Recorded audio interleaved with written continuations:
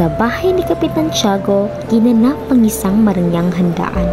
Naroon ang mga praile, opisyal at mga kaibigan ng may bahay. Sabik ang lahat sa pagbabalik ng isang binatang matagal na wala sa bayan.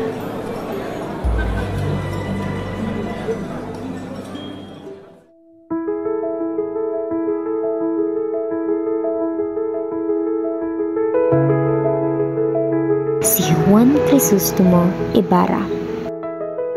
Malagod ko kayong tinatanggap. Ang gabing ito ay para kay Ginoong Crisostomo Ibarra. Ginoo, ikaw ay maupo.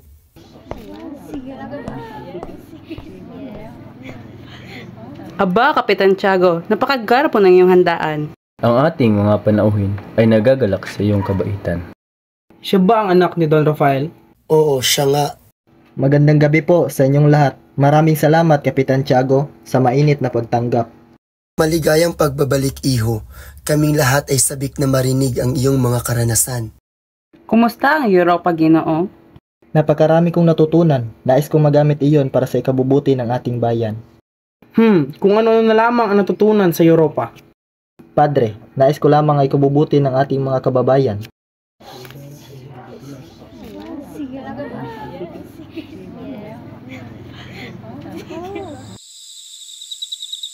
Lumabas si Ibarra upang magpahangin. Sa kanyang pagbabalik sa Pilipinas ay dala niya ang pag-asang makatulong sa bayan at maalala ang kanyang ama.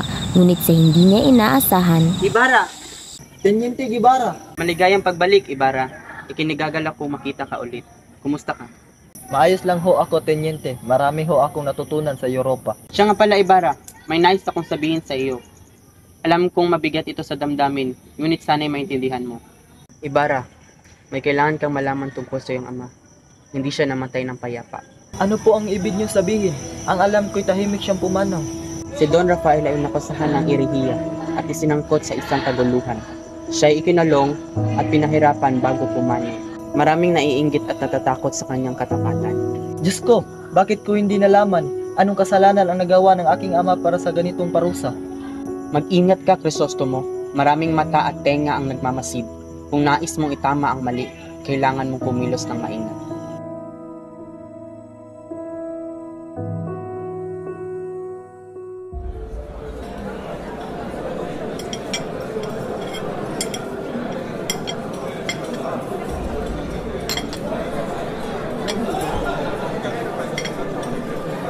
Don Crisostomo, alam mo ba na ibang-iba ang iniisip ng iyong ama noon? Hindi siya sang-ayon sa amin sa maraming bagay. Igalang na lamang po natin ang kanyang alaala. Ako'y nagbabalik hindi para makipagtalo, kundi para maglingkod. Magandang pakinggan yan, Don Crisostomo. Maraming hamon ang bayan. Tahimik lamang si Ibarra, subalit sa loob na'y nagsisikip ang damdamin. Ang gabing ito ang unang tikim niya sa paghamon at paglibak sa alaala ng kanyang ama.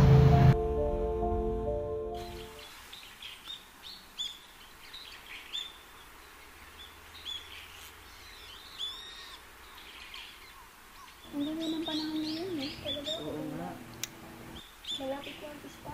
Oo nga, ganun nga. Galak na ako sa pista? Oo, ilang araw na lang. Nagagalak na ako pa sa paparating na pista. Ako na rin. Ang sarap.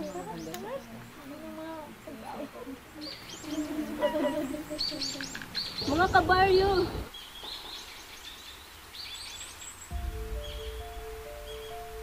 Kawawa naman si Don Rafael. Inakusahan siyang erehe at pilibustero. Kahit wala naman siyang ginawang masama. Ano po? Ang aking ama? Saan niyo siya inilibing?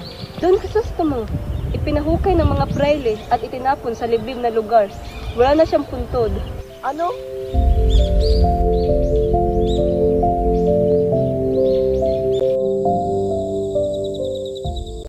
Sa gabing madilim naglalakad si Ibarra. Binabalikan niya sa isip ang alaala ng ama at mga pangarap para sa bayan. Kung nabubuhay pa si ama, matutuwa siya sa pagbabalik ko. Pangarap ko'y makapagpatayo ng paaralan at tulungan ang mga kabataan. Sa kabila ng dilim ay pag-asa pa, hindi ako susuko.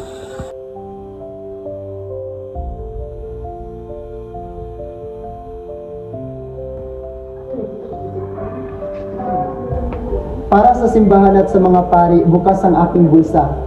Lahat ng kanilang hinihingi ay aking ibibigay. Sa mundong ito, mas mabuti ang sumusunod kaysa sinusupil. Hanggat nakangiti ang mga praile sa akin, ligtas ang aking pamilya at negosyo.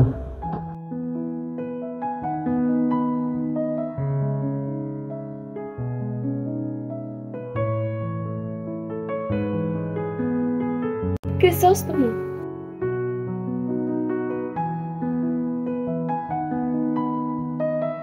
Ang tagal kitang hinintay. Ang akala ko hindi ka nababalik. Maria Clara, ikaw ang aking lakas at alaala habang ako'y nasa Europa. Hindi kita malilimutan.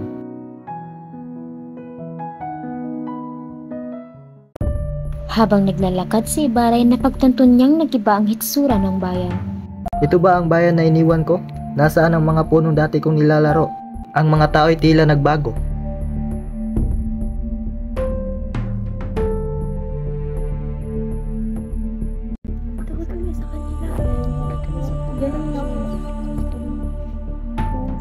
Don Crisostomo, tuwing pista at proyekto, kami ang nagbabayad at nagtatrabaho, ngunit wala kaming nakikitang pagbabago. Tama po, takot kaming magsalita. Ang kura at mga opisyal ang nasusunod sa lahat. Hindi ganyan ang bayan na iniwan ko. Kung magkakaisa tayo at may tamang paraan, maiangat natin ang San Diego. Don Crisostomo, may takot kami. Baka kami parusahan. Maghintay kayo, may plano akong magtayo ng paaralan para sa mga bata. Kaalaman ang magiging susi sa pagbabago.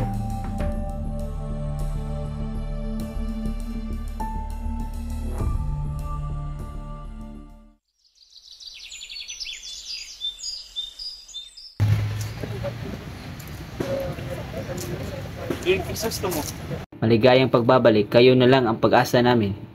Salamat, gagawin ko ang lahat para sa ating bayan. Pero nakikita ko, iba na ngayon ang San Diego.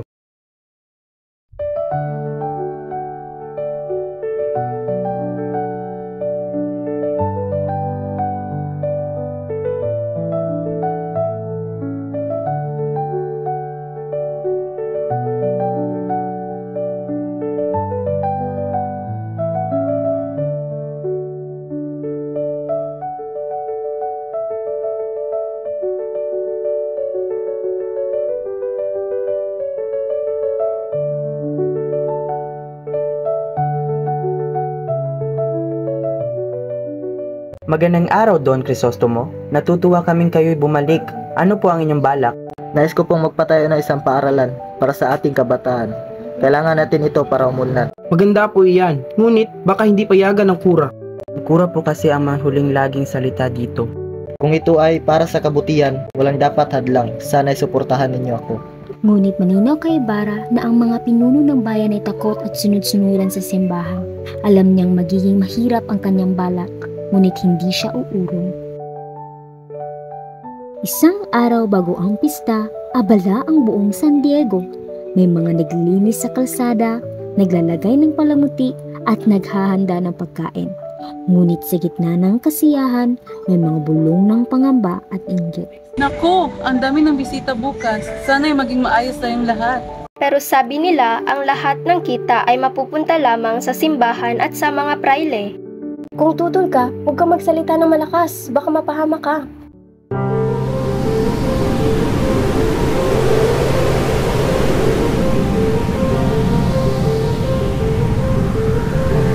May mangyayari pa lang may bagyong darating, hindi lang sa panahon. Parang may kaguluhan bukas sa pista. Marami pa naman ang galit sa kura.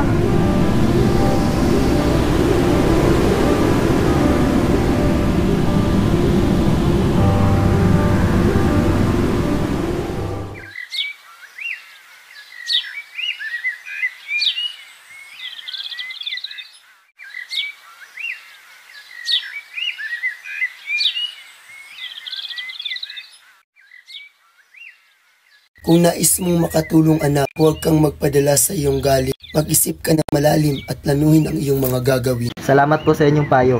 Malaga ito sa aking mga gagawin. Nais kong tuparin ang pangarap ng aking ama para sa ating bayan. Ang edukasyon ang susi sa kalayaan, ngunit mag-ingat ka sa mga makapangyarihan. Ang pagbabago ay hindi basta dumarating sa isang iglap. Nauunawaan ko po. Magtatayo ako ng paaralan at sana'y maging daan ito para magising ang mga kabataan. Ipagpatuloy mo iyan anak, huwag kang panghinaan ng loob. Ang karunungan at kabutihang asal ay sandata laban sa pang-aapi.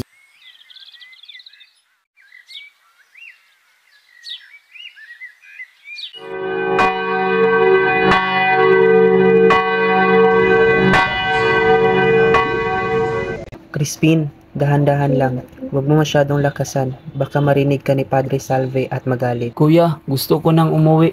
Ang tagal na nating naglilingkod dito, pero puro galit pa rin ang binibigay nila sa atin. Konting tiis na lang. Kapag natapos na natin to, makakaalis na tayo. Hoy!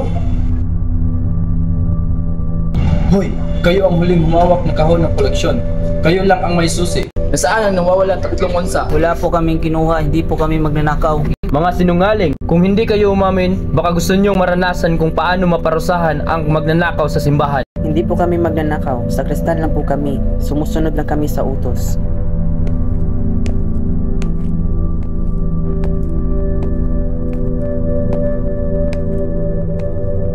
Hanggat hindi nababayaran ang nawawala, walang makakaalis. Wala nang usapan. Ang magnanakaw ay kailangang maparusahan. Padre, wala po kaming kasalanan. Gusto lang po naming makauwi sa aming ina. Wala po kaming kinuha kahit isang kusing. Tigilan mo ang pagsisinungaling mo!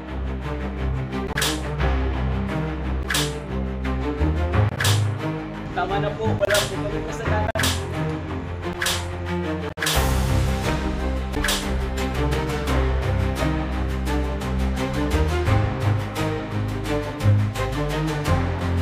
Kuya mo ako, Crispin.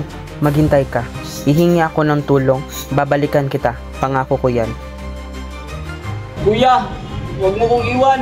Hindi kita iiwan ng matagal. Makakaalis ako. Hahanapin ko si inay. At babalik ako para iligtas ka. Pangako yan, Crispin. Pangako ng kuya mo.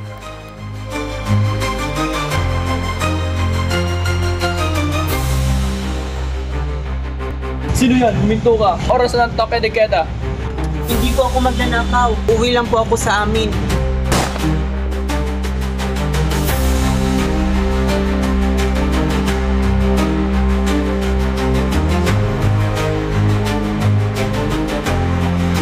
Kuya! Tulungan mo ko, kuya!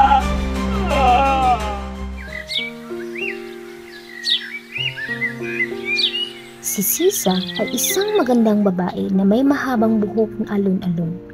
Sa kabila ng kanyang kagandahan, siya ay api at pinahihirapan ng kanyang asawang si Pedro na may bisyo sa pagtatari at pag-iinom. Sa kabila ng lahat, wagas ang kanyang pagmamahal kay Basilio at Crispin. Buti na lang at nakahingi ako kay Pilosopong Tasyo ng takang baboy ramon na siyang paborito ng anak kong si Basilio. At tawilis at kamatis naman na siyang paborito ng anak kong si Crispin. Tiyak na magugustuhan nila ang aking inihanda.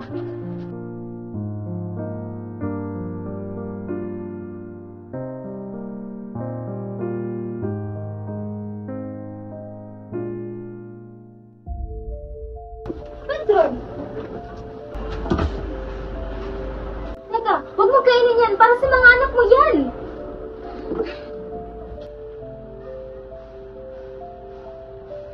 Naalis na ako!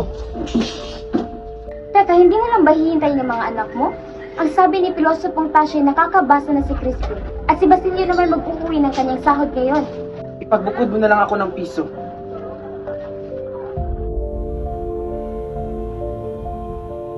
Diyos ko, lumalalim na ang gabi at wala pa rin ang mga anak ko.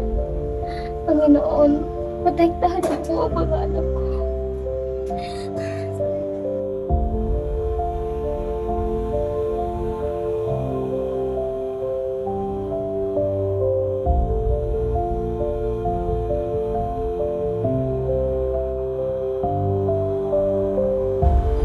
Inay! Basilio? Basilio! Anong nangyari sa'yo? Inay, huwag po kayong mag-alala. Nasaan si Crispin, anak? Nasaan ang kapatid mo? Inay, si Crispin ay naiwan sa kumbento. Bakit? Ano nangyari sa kapatid mo? Ba't siya nagpaiwan? Inay, kinuha siya ng sakristan mayor dahil pinagbintangan siyang magnanakaw. Ayaw po nila akong pauwiin. Ngunit takot ako na maabutan ng alas 10. Kaya't inay ako'y tumakas sa kumbento mula sa mga gwardiya sibil. Mga baging Diyos, iligtas niyo po ang mga anak ko. Huwag kang mag-alala, anak. Poprotektahan ko kayo ng kapatid mo.